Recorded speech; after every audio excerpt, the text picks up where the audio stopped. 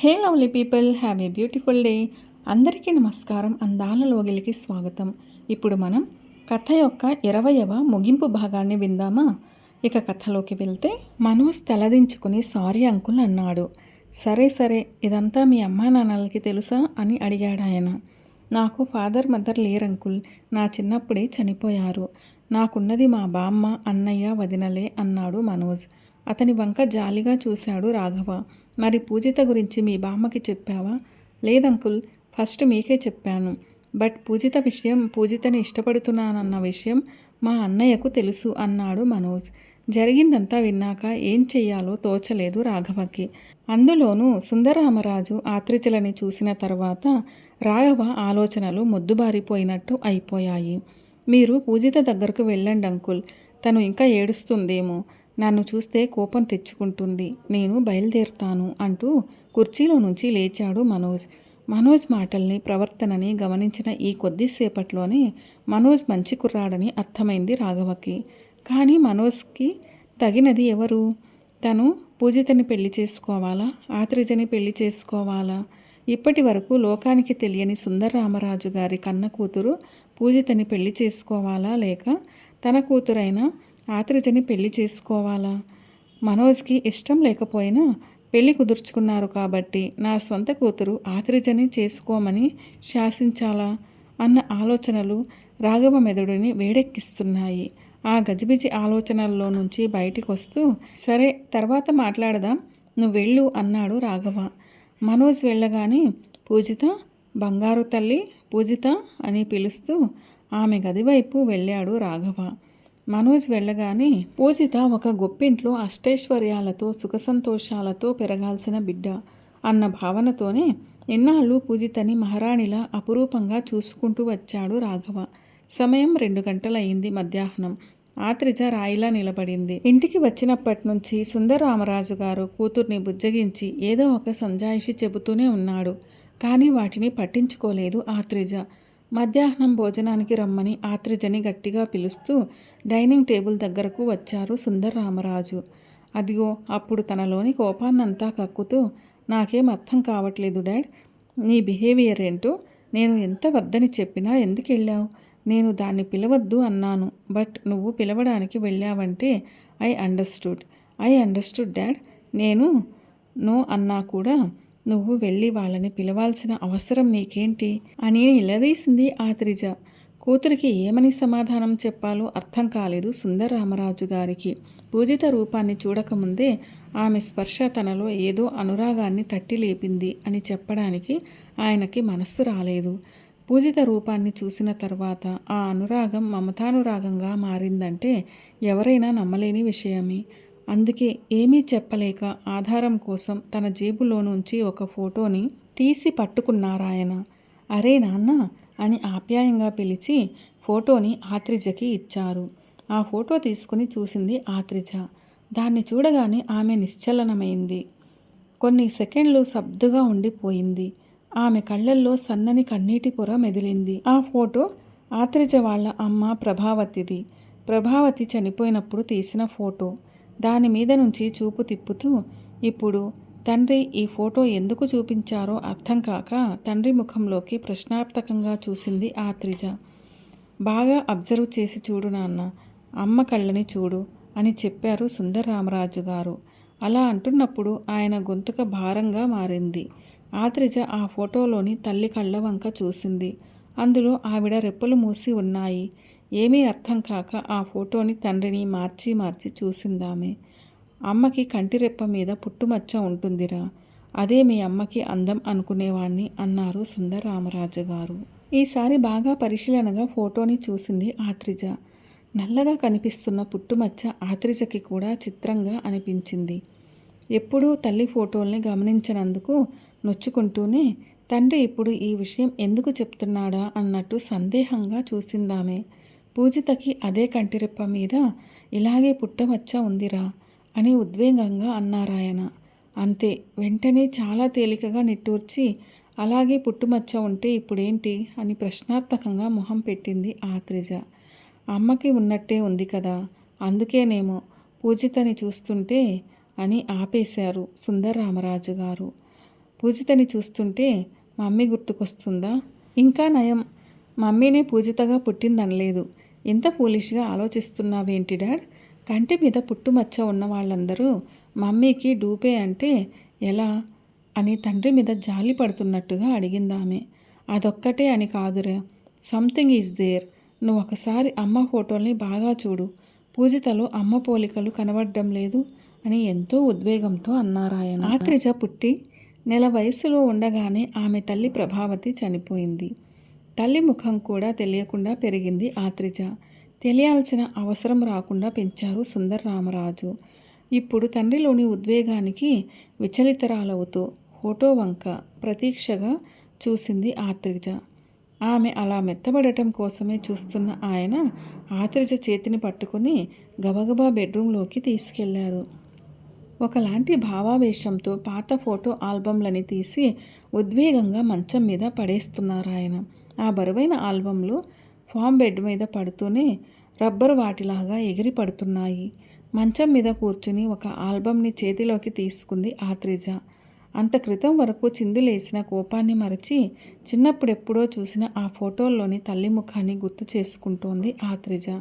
ఊహ తెలిసాక ముఖమే సరిగా గుర్తుండని తల్లి రూపాన్ని ఆమె మెదడు పొరల్లో వెతుకుతోందామె. ఆమె చేతులు యథాలాపంగా ఆల్బంని తిరగేస్తున్నాయి. అది పూర్తవుతూనే మరో ఆల్బం తీసింది. దాని తర్వాత మరొకటి, ఇంకొకటి. ఫోటోలు తిరిగేస్తున్న కొద్దీ తల్లి పోలికలు పూజితలో లీలగా తెలుస్తున్నట్టుగా అనిపించింది ఆత్రిజకి. బాగా బరువుగా ఉన్న మరో ఆల్బంని చేతుల్లోకి తీసుకుంది. దాన్ని తెరుస్తూనే ఒళ్ళు గగురు పొడిచినట్టు అనిపించింది ఆమెకి. అది సుందరరామరాజు ప్రభావతిల పెళ్లి ఆల్బం. అందులో ఉన్న ఫోటోల్లో ప్రభావతి మాత్రమే చూస్తోంది ఆత్రిజ. ఆల్బంని బాగా పైకెత్తి కళ్ళకి దగ్గరగా పెట్టుకొని చూస్తోంది. సిగ్గుతో కళ్ళు వాల్చిన తల్లి ఫోటో చూడగానే మ్రాన్పడిపోయింది. పూజితంత వయసున్న తన తల్లి ఫోటో చూస్తుంటే ఇద్దరూ ఒక్కటే అన్నట్టుగా ఉంది. పూజితని చూస్తే తన తల్లిని, ఆవిడని చూస్తే పూజితని చూడనక్కరలేదు అన్నట్టుగా ఉంది. ఒకరి పోలికల్లో మరొకరు. ఎలా జరుగుతుందిలా అని తీవ్రమైన ఆలోచనలో పడిందామె. సడన్గా ఆత్రిజకి పొద్దున్న పూజిత వాళ్ళింట్లో పూజిత వాళ్ళ డాడీ నువ్వు ఇలా తయారవుతావని తెలిస్తే అప్పుడే నీ చావుకి నిన్ను వదిలేసేవాళ్ళం అన్న మాటలు హఠాత్తుగా గుర్తుకొచ్చాయి.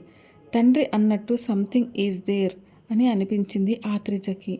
అంతే, అలా అనిపించగానే చటుక్కున ఆల్బం పక్కన పడేసి గబగబా బయటకు నడిచిందామె. తన కన్న తల్లి రూపం మెదడు నిండా ఆక్రమించుకున్నాక ఎందుకో ఒక్కసారి పూజితని ఆమె కనురెప్ప మీద ఉందని తండ్రి చెబుతున్న ఆ పుట్టుమచ్చని వెంటనే చూడాలన్న కుతూహలం కలిగింది. అంతే, కొన్ని నిమిషాల్లోనే ఆమె డ్రైవ్ చేస్తున్న కారు పూజిత ఇంటి ముందు ఆగింది. కాలింగ్ బెల్ కొట్టి ఉద్వేగంగా తలుపు ముందు నిలబడింది ఆత్రిజ. తలుపు తీసిన రాఘవ బయట నిలబడున్న ఆత్రిజని చూసి ఆశ్చర్యపోతూ రామ్మా రా అని సంతోషంతో లోపలకు ఆహ్వానించాడు.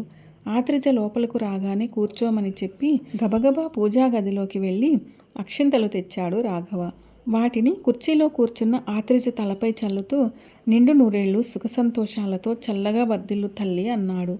ఉదయం కోపంగా కేకలేసిన ఆయన ఇప్పుడు ఆశీర్వదిస్తుంటే ఆశ్చర్యపోయింది ఆత్రిజ. విధి ఒక్కోసారి జీవితాల్ని చాలా చిత్రంగా ముడలు వేసి చోద్యం చూస్తుందమ్మా అని గోడకు వేలాడుతున్న ఫోటో వంక చూపిస్తూ అమ్మ ఆత్రిజ వెళ్ళి ఆ ఫోటోకు దండం పెట్టిరా అని చెప్పాడు రాఘవ.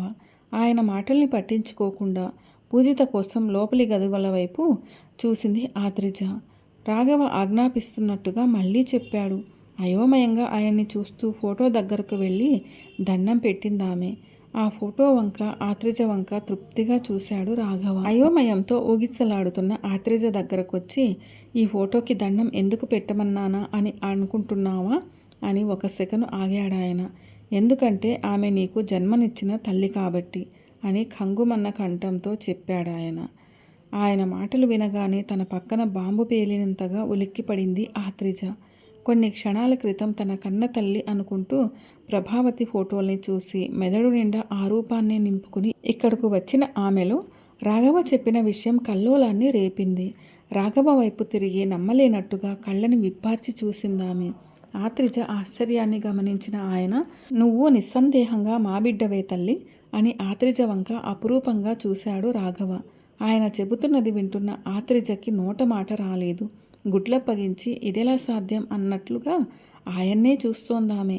మాకు నువ్వు పుడుతూనే గుండెకి హోల్తో పుట్టావురా. నువ్వు పుట్టగానే ఊపిరి తీసుకోవడానికి చాలా కష్టపడుతున్నావు. పరీక్షల్లో నీ గుండెలో రంధ్రం ఉందని తెలిసింది. నేనా లక్షలు ఖర్చు పెట్టి నిన్ను బతికించుకునే స్థితిలో లేను. ఇక నువ్వు బతకవని అనుకున్నాం. కానీ అదే రోజు వేరే కాన్పు కేసులో సుందర్రామరాజు గారి భార్యకి సిజేరియన్ చేయవలసి వచ్చింది. కాంపౌండర్గా డాక్టర్ మెర్సీకి సహాయంగా ఉన్న నాకు అప్పుడొక ఆలోచన వచ్చింది. కాంపౌండర్గా డాక్టర్ మెర్సీకి సహాయంగా ఉన్న నాకు అప్పుడు ఒక ఆలోచన వచ్చింది. సుందరరామరాజు గారు స్థితిమంతులు. బిడ్డకి గుండె ఆపరేషన్ చేయించడం వారికి చాలా సులువు. ఆ ఆలోచన రావడంతోనే డాక్టర్ మెర్సీతో మాట్లాడాను. సుందరరామరాజు గారి బిడ్డని మా బిడ్డగా, మా బిడ్డని సుందరరామరాజు గారి బిడ్డగా తారుమారు చెయ్యమన్నాను. మొదట ఒప్పుకోకపోయినా నీ ప్రాణాల్ని కాపాడటం కోసం ఆవిడ నిన్ను సుందరరామరాజు గారి చేతుల్లో పెట్టింది. ఆ వెంటనే నీకు ఆపరేషన్ చేయించడం కోసం సుందరరామరాజు గారు నిన్ను తీసుకుని ఇతర దేశాలకు వెళ్ళిపోయారు అని చెప్తుంటే రాఘవకి ఆనాడు పడిన వేదనంతా మనసులో మెదిలి కళ్ళు చెమ్మగిల్లాయి. రాఘవ మాటలు ఆత్రిజ మనసుని నీరుగారుస్తున్నాయి. నిన్ను ఇచ్చేసిన తర్వాత పూజితని తీసుకుని ఇక్కడకు వచ్చి ఇల్లు మారిపోయాం.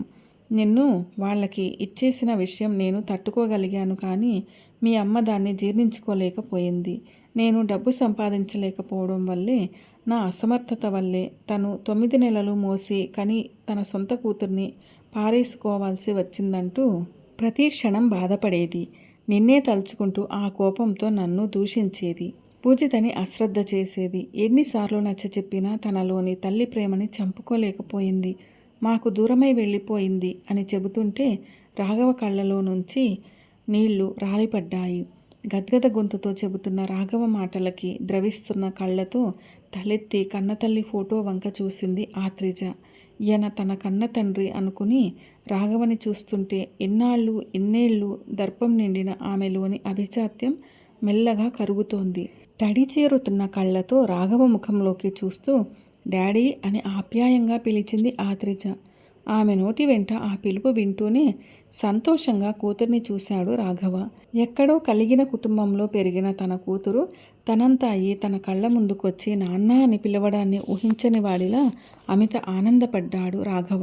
వెంటనే 2 కళ్ళు తుడుచుకుంటూ ఈ విషయం ఎవరికీ చెప్పకురా తల్లి. నిన్ను చూసి నువ్వు నా రక్తం పంచుకుని పుట్టిన బిడ్డవని మనసు ఆపుకోలేక చెప్పేశాను అంటూ ఆనందంతో గుండెని తడుముకున్నాడు రాఘవ. ఆయన చెబుతున్న దాన్ని పట్టించుకోకుండా చూపుడి వేలితో గాలిలో అటూ ఇటూ లెక్కలేసుకుంటూ ఏదో అనుకుందామే.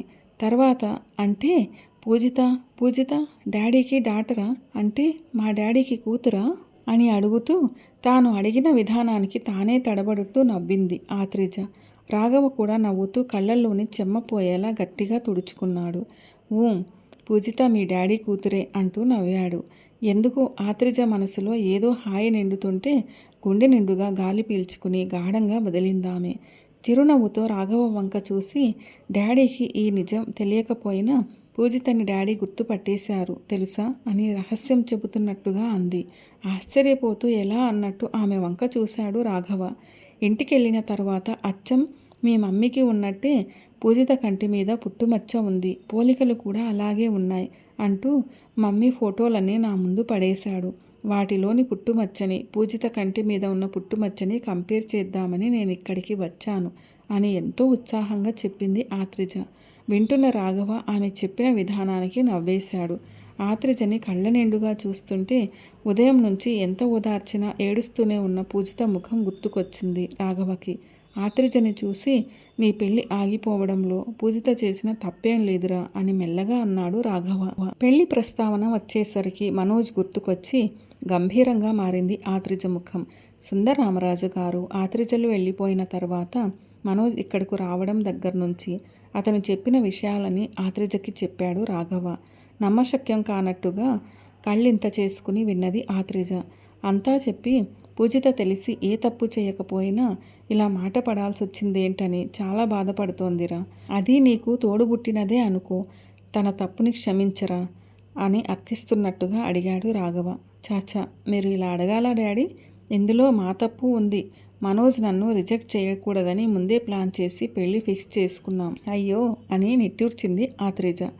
ఏదో అర్థం కానట్టు అనిపించి ప్రశ్నార్థకంగా చూస్తున్న రాఘవని, లీవ్ ఇట్ డాడీ, వేరిస్ పూజిత అని అటూ ఇటూ చూసింది ఆత్రేజ. స్నానం చేస్తోంది. వాళ్ళ పెదనాన్న మధ్యాహ్నం భోజనానికి రమ్మన్నారు. ఇదిగో ఏడుస్తూ కూర్చుందిగా, కనీసం ఇప్పుడైనా వెళ్దామంటే స్నానానికి వెళ్ళింది అని రాఘవ చెబుతుండగానే పూజిత రెడీ అయ్యి ఆమె గదిలో నుంచి బయటకు వచ్చింది. ఒక్కరంగు చూడీదార్లో తెల్లగా మెరిసిపోతూ దేవకన్యలా ఉంది పూజిత. హాల్లో తండ్రి ముందు కూర్చుని మాట్లాడుతున్న ఆత్రేజని చూసి షాకై అక్కడే నిలబడిపోయిందామె. పూజితని చూస్తూనే హ్యాపీ బర్త్డే పూజితక్క అని రెండంగల్లో పూజితని చేరుకుని ఆమెని గట్టిగా హత్తుకుంది ఆత్రేజ. ఆమె చర్యకి బిత్తరపోతూ ఇది కలో నిజమో అని కంగారు పడింది పూజిత. ఆత్రేజ తల వెనక్కి తిప్పి డాడీ అక్కే కదా అయ్యేది అంది. ఆ మాటకి మరీ విస్తుపోయింది పూజిత. చెల్లిరా తల్లి అని రాఘవ నవ్వుతూ చెబుతుంటే నివ్వెరపోతూ తండ్రి వంక చూసిందామె. ఊహు, నేను అక్క అనే పిలుస్తాను. హే, ఒక్కసారి కళ్ళు ముయ్యి ప్లీజ్ ప్లీజ్ అంటూ పూజిత కనురెప్పల్ని తనే చేత్తో మూసింది ఆత్రేజ. పూజిత తెల్లని కనురెప్పపై ఉన్న పుట్టుమచ్చని చూడగానే ఒక్క క్షణం ఆత్రేజ మనసుని ఏదో ఉద్వేగం పట్టి కుదిపింది. తనని ఎంతో ప్రేమతో పెంచిన తండ్రి సుందరరామరాజు రూపానికి ప్రతిరూపమైన పూజిత తన మనసుకి అత్యంత సన్నిహితంగా అనిపిస్తుంటే చటుక్కున పూజిత బుగ్గ మీద ముద్దు పెట్టింది ఆత్రేజ. అంతే, ఉలిక్కిపడి ఆత్రేజని దూరంగా నెట్టింది పూజిత. గజిబిజిగా తండ్రి వంక ఆత్రేజ వంక చూస్తూ ఏంటిదంతా అని అడిగింది. ఆత్రేజ పూజిత చేయిని పట్టుకుని గలగలా నవ్వుతూ అదంతా కారులో మాట్లాడుకుందాం, ముందు మా ఇంటికి వెళ్ళాలి, మీ ఫాదర్ ఎదురు చూస్తూ ఉంటారు అంటూ ముందుకు నడిచింది. ఫాదరా అంటూ అయోమయంగా తండ్రి వంక చూసింది పూజిత. అవన్నీ కారులో మాట్లాడుకుందాం, డాడీ ఇల్లు లాక్ చేసి వెళ్తూ దారిలో పెద్దంకుల్ వాళ్ళకి ఫోన్ చేసి చెప్దువు, కమాన్ హరీ అప్ అంటూ పూజిత చేయి పట్టుకుని తలుపు వైపుకు లాక్కెళ్ళింది ఆత్రేజ. సమయం సాయంత్రం 4 గంటలు కావస్తోంది. ఆ విల్లా మొత్తం అందంగా ఆకర్షణీయంగా అలంకరించబడి ఆహుతుల్ని ఆహ్వానిస్తున్నట్టుగా ఉంది.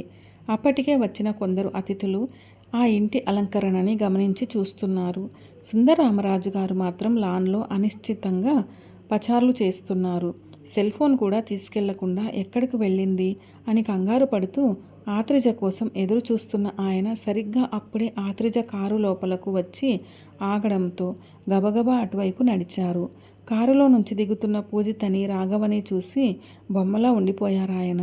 కారు లాక్ చేసి పూజిత చేతిని పట్టుకుని సుందరరామరాజు గారి దగ్గరకు తీసుకొచ్చింది ఆత్రేజ. ఆయన కళ్ళల్లోకి చూస్తూ డాడ్, మీ కూతురు, మీ కన్న కూతురు పూజిత అంటూ పూజిత వంక చూసింది ఆత్రేజ. అప్పటికే పూజితకి రాఘవ అంతా చెప్పడంతో పూజిత ఉద్విగ్నంగా సుందరరామరాజు గారి వంక చూస్తూ చప్పున వంగి ఆయన కాళ్లను తాకింది. లేరా లే నాన్న, నువ్వు చెబుతుంది నిజమా? ఎలా నాకు పూజిత అని ఆశ్చర్యంగా అంటూ ఆత్రేజ వంక పూజిత వంక రాఘవ వంక మార్చి మార్చి తలని తిప్పుతూ ఉద్వేగంగా అడిగారు సుందరరామరాజు. అవన్నీ నేను చెబుతాను కానీ ఇప్పుడు పూజ అక్క నేను కలిసి కేక్ కట్ చేస్తాం అని నవ్వుతూ చెప్పింది తండ్రితో ఆత్రేజ.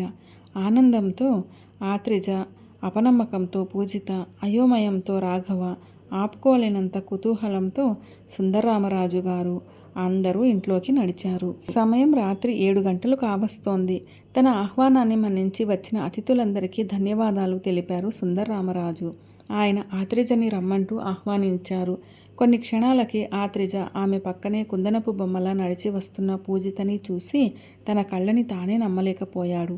ఆ పార్టీకి బామ్మ, అన్నా వదినలతో కలిసి వచ్చిన మనోజ్, అతని పక్కనే ఉన్న సుధీర్ పరిస్థితి అలానే ఉంది. కేకు కోయబోదే ముందు ఒక చిన్న విన్నపం అన్నారు సుందరరామరాజు. తనకు రాఘవ తమ్ముడు వరుస అని, తమ్ముడి కూతురైన పూజిత కూడా ఈరోజే పుట్టింది కాబట్టి వారిద్దరూ ఇకపై పుట్టినరోజుల్ని కలిసే సెలబ్రేట్ చేసుకుంటారని మైక్లో చెప్పారు. ఆ మాటలకి అందరూ చప్పట్లు కొట్టారు. మనోజ్ మాత్రం సుధీర్ డిప్ప మీద కొట్టాడు. ఆత్రేజ పూజిత అక్క చెల్లెళ్ళని నాకెందుకు చెప్పలేదురా అంటూ. నాకూ తెలియదురా బాబు అని మొత్తుకున్నాడు సుధీర్. కానీ అప్పుడే ఆత్రేజ పక్కన కనిపించిన అతని తల్లిదండ్రులు భాస్కర్రావు, భవానీలను చూసి షాక్ అయ్యాడు సుధీర్.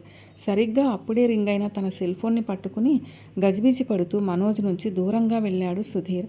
ఆ ఫోన్ తనూష నుంచి అని అర్థం కాగానే ఈ గజిబిజిని మర్చిపోయాడతను. ఆత్రేజ ఇచ్చిన చాకును తీసుకుంది పూజిత. ఆమెకి ఇదంతా కలలా ఉంది. సిగ్గుగా తలెత్తి చూసిందామె. కేకుకి అవతల అందరిలోకి ముందు నిలబడిన మనోజ్ని చూడగానే ఆమె కళ్ళు చిరుసిగ్గుతో నేల మీదకు వాలిపోయాయి. అది చూసి మనోజ్కి భూమి గిర్రున తిరిగినట్టు అనిపించింది. పొద్దున్న తన చెంప చెల్లుమనిపించి ఇప్పుడు సిగ్గుపడుతున్న పూజితని చూస్తుంటే ఇది ఖచ్చితంగా కలే అనిపించింది మనోజ్కి. అసలు విషయమేంటో రాఘవని అడుగుదామని ఆయన్ని పక్కకు పిలుస్తుంటే ఆయన క్షణం తీరికలేని వాడిలాగా హడావిడిగా అటూ ఇటూ తిరుగుతున్నాడు. ముందు వరుసలో ఉన్న శంకర్, అశ్వినిలు కూడా పూజిత వంక, ఆత్రేజ వంక విచిత్రంగా చూడసాగారు. ఇలా కొవ్వొత్తులు ఆర్పి కేకు కొయ్యడాలు నచ్చని బామ్మ కర్పూర కళాదేవి ఈ తతంగమంతా ఎప్పుడు ముగుస్తుందా అన్నట్టు విసుగ్గా చూస్తోంది. వచ్చిన వాళ్లల్లో కొందరు పూజిత, ఆత్రేజలకి బొకేలు, పూలదండలు, గిఫ్ట్లు ఇస్తున్నారు. వాటిని చిరునవ్వుతో తీసుకుని వాళ్ల చేత అక్షింతలు వేయించుకుని ఆశీర్వాదం తీసుకుంటున్నారు ఇద్దరు. ఇదంతా నమ్మలేని వాడిలా ఇంకా గుడ్లప్పగించి చూస్తూ ఉండిపోయాడు మనోజ్. ఆహుతులు ఒక్కరొక్కరుగా విందు భోజనం వైపు నడుస్తున్నారు. లాన్ కొంచెం కొంచెంగా ఖాళీ అవుతోంది. విరబోసిన జుట్టు పంక మీద నుంచి కళ్ళకి అడ్డం పడుతున్న అక్షతరే పూరేకుల్ని పక్కకు చెదరగొడుతూ పూజిత చేతిని పట్టుకుని మనోజ్ వైపుకు వచ్చింది ఆత్రేజ. మనోజ్ని చూస్తున్న పూజిత బుగ్గలు సిగ్గుతో జివ్వుమన్నాయి. మనోజ్ని సమీపించి అతని మీదకి వంగుతూ, ఏం బావగారు, నన్ను చేసుకుంటారా, మా అక్కని చేసుకుంటారా, లేకపోతే మేమిద్దరం మీకు తాళి కట్టేయమా అని అడుగుతూ పక్కున నవ్వింది ఆత్రేజ. ఆమె మాటలకి ఆత్రేజ భుజం మీద చరిచింది పూజిత. ఇంకా అయోమయ అవస్థలోనే ఉన్న మనోజ్ బుర్ర గోక్కుంటూ ఎదురుగా నిలబడ్డ పూజిత ముఖంలోకి చూశాడు. ఆమె వెనుక నిలబడిన ఆత్రేజ, ఏంటి మా అక్కనలా చూస్తున్నారు? బాబోయ్, ఇక్కడ మాత్రం ముద్దు పెట్టేయకండి, చూసేవాళ్ళకి బాగోదు. ఆత్రం పెళ్లి కొడుకు పెళ్లి చూడ్డానికి వచ్చిన పిల్లని ముద్దు పెట్టేసుకున్నాడు అనుకుంటారు అని అంటూనే పూజిత నుంచి తప్పించుకోవడానికన్నట్టు తూనీగల లాన్లోకి పరుగెత్తింది. ఊహించని ఆ మాటలకి ఆదుర్దాగా పూజిత వంక చూశాడు మనోజ్. అబ్బా, ఈ విషయం అనవసరంగా ఆత్రేజకి చెప్పాను అనుకుంటూ నాలుగు కరుచుకుంది పూజిత. వాళ్ళకి పక్కగా ఉన్న శంకర్, అశ్వినిలు ఉలిక్కిపడి వారిద్దరినీ చూశారు. ఆ మాటలన్నది ఆత్రేజ అని గ్రహించగానే ఏదో అర్థమైనట్టుగా వారిద్దరి పెదవులపై చిరునవ్వులు విరిశాయి. దూరంగా లాన్లో అటూ ఇటూ తిరుగుతూ సెల్ ఫోన్లో మాట్లాడుతున్న సుధీర్ ఆనందంగా ఐ టు లవ్ యూ తను అని అరుస్తున్నాడు. పూజితని చూస్తున్న మనోజ్ ఆత్రంగా ఆమె నడుము చుట్టూ చేయేసి దగ్గరకు లాక్కుని, అమ్మయ్య, అందరికీ చెప్పేసినట్టే, ఇక మా బామ్మకు ఒక్కటే మిగిలింది అంటూ బామ్మ ఎక్కడుందా అనుకుంటూ అటూ ఇటూ చూశాడు.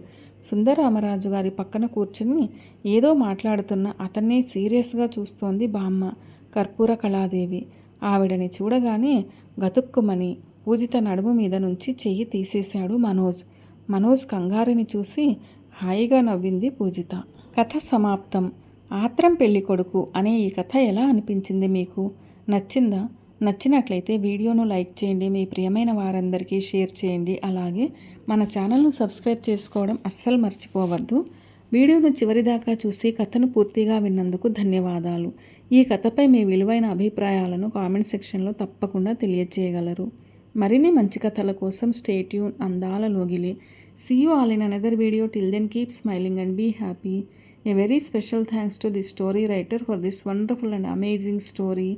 ఆత్రం పెళ్లి కొడుకు.